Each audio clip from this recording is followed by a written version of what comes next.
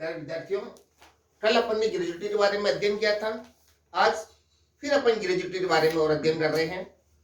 एक प्रश्न है, उसको हल कर रहे हैं। कल मैंने प्रावधान बताए थे ग्रेजुएटी एक्ट के, ठीक है। अब उसी में प्रावधानों के अनुसार अपन और प्रश्न हल कर रहे हैं ग्रेजुएटी के संबंध में। एग्जाम्पल, श्री राजेश एक व्यापारिक प्रतिष्ठान में 1 जनवरी 1988 से डेट ऑफ ज्वाइनिंग 1 जनवरी 1988, 1 जुलाई 2017 से उनका वेतन 8,000 1 जनवरी 2017 से उनका ये पे स्केल 8,000-500 8,000-500 12,000 रुपए के वेतनमान में 9,000 पर स्थिर किया गया। यह है वेतन श्रृंखला।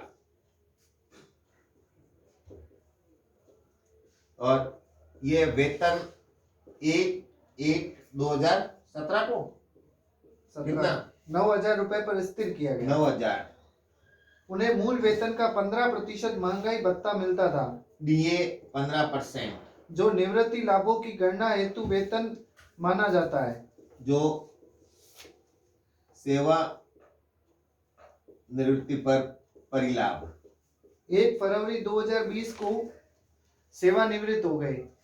डेट ऑफ रिटायरमेंट 1 फरवरी 2020। उन्हें अपने नियोक्ता से 2,40,000 रुपए की ग्रेजुएटी प्राप्त हुई। ग्रेजुएटी प्राप्त हुई 2,40,000। कर निर्धारण वर्ष 2020-21 2,40,000। 2,40,000।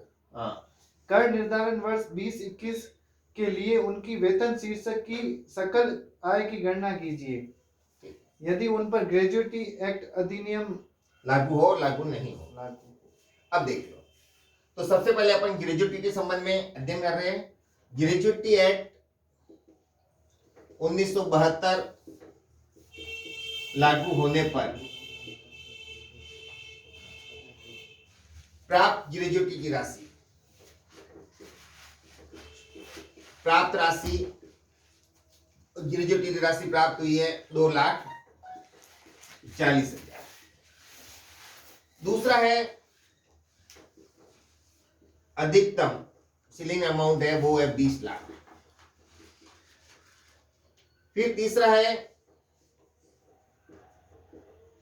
सेवा के वर्ष इंटू 15/26 इंटू अंतिम माह का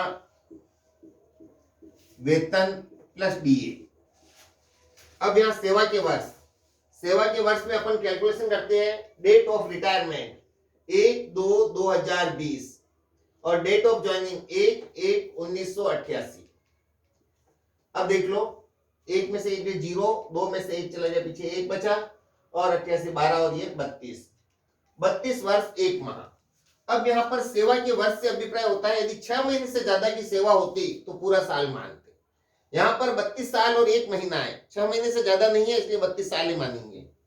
तो सेवा के वर्ष 32 इंटू 15/26 इंटू अंतिम माह का वेतन प्लस डीए। अब अंतिम माह का वेतन अपन कैसे लेंगे? अंतिम माह के वेतन की कैलकुलेशन अपन करेंगे, वो ऐसे कैलकुलेशन होगी। यहां पर सेवा के वर्ष, सेवा अवधि आई थी, सेवा की अवधि आई थी 32 वर्ष और 1 माह। अब देखो, 1/1/17 को उसका वेतन था 9,000, तो 1/1/2017 को उसका वेतन था 9,000।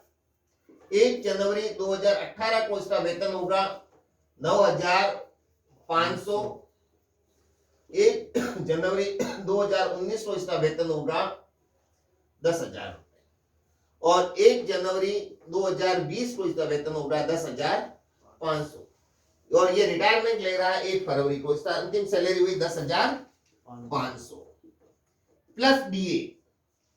डीए है वो है 15%, तो इसका 15% 10,500 का 1575 1575 1575 प्लस 10,500 12,075 इंटू 15 12,26 इंटू 32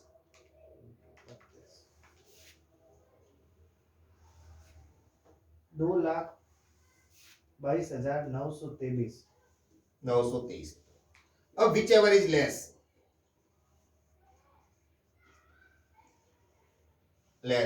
इन तीनों में से 2,40,000, 20 लाख और 2,22,000, तो विच एवर इज लेस है 2,22,923 रुपए ये एग्जेम्प्ट हो जाएंगे और रिमेनिंग अमाउंट टैक्सेबल होगा। अब अपन इसकी इनकम की कैलकुलेशन करें तो income from salary assessment year 2020-21, सबसे पहले अपन लेते हैं बेसिक सैलरी। अब ये व्यापारिक संस्थाओं में था, तो व्यापारिक संस्थाओं में अपन मानते हैं सैलरी महीने की अंतिम तारीख को मिलती है, तो यहां पर बेसिक सैलरी अपन लेंगे और बेसिक सैलरी अपने पास है, वो उपलब्ध है, अपन को लेनी है। 1 फरवरी को रिटायरमेंट हुआ तो लास्ट सैलरी मिलेगी 31 जनवरी को, तो अप्रैल टू जनवरी सैलरी लेंगे, अप्रैल 19 टू जनवरी 20। अब अप्रैल 19 में उसका वेतन था वो देखो 10,000 था और जनवरी में था 10,500, तो अपने अप्रैल, मई, जून, जुलाई, अगस्त 5, सितंबर 6, अक्टूबर 7, नवंबर 8 और दिसंबर 9 महीने तक तो इसकी सैलरी होगी 10,000, तो 10,000 इंटू 9 प्लस 10,500 इंटू 8। अब ये फरवरी में रिटायरमेंट, इसका मतलब फरवरी और मार्च 2 महीने की सैलरी नहीं मिली थी, तो टोटल 10 महीने की सैलरी मिली थी, तो ये हुए 90,000 ये 1,05,000, ये इसकी बेसिक सैलरी। अब डीए इसका 15% इंटू 15%, कितना हुआ 1,005,000 का 15%, 15,075। 15,075, ये बन गया डीए। और क्या क्या मिलता था, वेतन प्लस डीए। अब ग्रेजुएटी का अमाउंट, और ग्रेजुएटी का टैक्सेबल अमाउंट हुआ ग्रेजुएटी, और ग्रेजुएटी का अमाउंट है 2,40,000 माइनस एग्जेम्पशन अमाउंट आया 2,22,923 रुपए, तो कितना हुआ 2,40,000 में 2,22,923, 17,000 17,077। 17,077।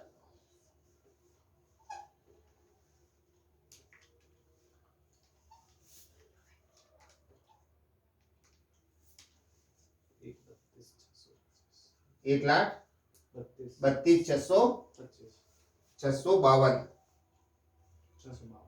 ठीक है, ये बनी ग्रॉस सैलरी।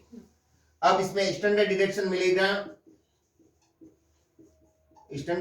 मिलेगा, वो मिलेगा 50,000 और ये टैक्सेबल हो जाएगी अपने लिए 2, 5, 6, 2 और 8, 82,652 रुपए।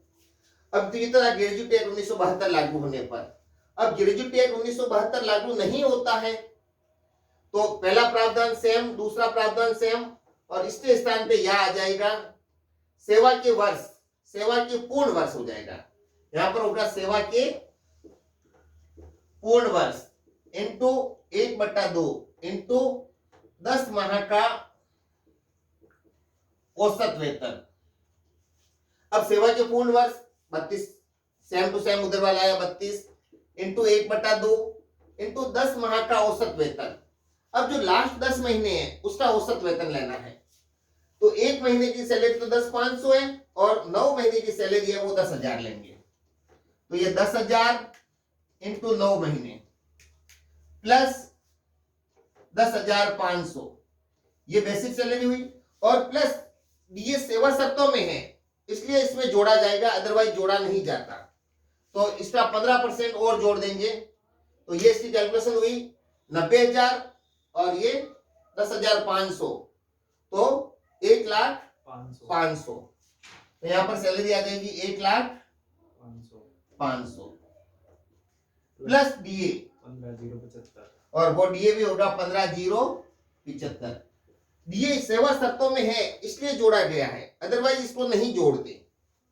तो ये हुए 32/1/2 16, 16 इंटू, पहले इसको जोड़ दे, 10,500 प्लस 15,075 1,15,575 इंटू 16, 18,49,200 18 लाख नहीं, 1 लाख। 18 हाँ, बटे 10 कर। कितना हुआ, बटे 8-10 कर दे, कितना आया उसमें 10 का बांट दे दे। 1,84,920 1,84,920। तो which ever is less, 2,40,000, 20 lakh और 1,84,920। तो कम से कम अमाउंट है, सबसे छोटा अमाउंट है विच एवर इज लेस, 1,84,920। ये हो जाएगा एग्जेम्प्ट। तो टैक्सेबल कितना होगा, तो टैक्सेबल पे देखो ग्रेजुएटेड 1972 लागू नहीं होता, तो यहां पर सैलरी वही आएगी, डीएनएस अलाउंस ये सेम आएगा। लेकिन ग्रेजुएटी के संबंध में कोई प्राप्त राशि 2,40,000 माइनस एग्जेम्पशन 1,84,920,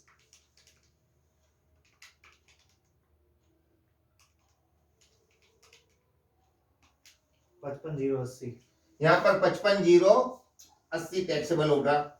55,080 प्लस 15,075 प्लस 1,00,500 1,70,655 1,70,655, वही स्टैंडर्ड डिडक्शन मिल जाएगा 50,000, तो 1,20,655 रुपए टैक्सेबल सैलरी होगी। तो इतना फर्क पड़ता है ग्रेजुएटी एक्ट 1972 लागू होने और न लागू होने पर। धन्यवाद।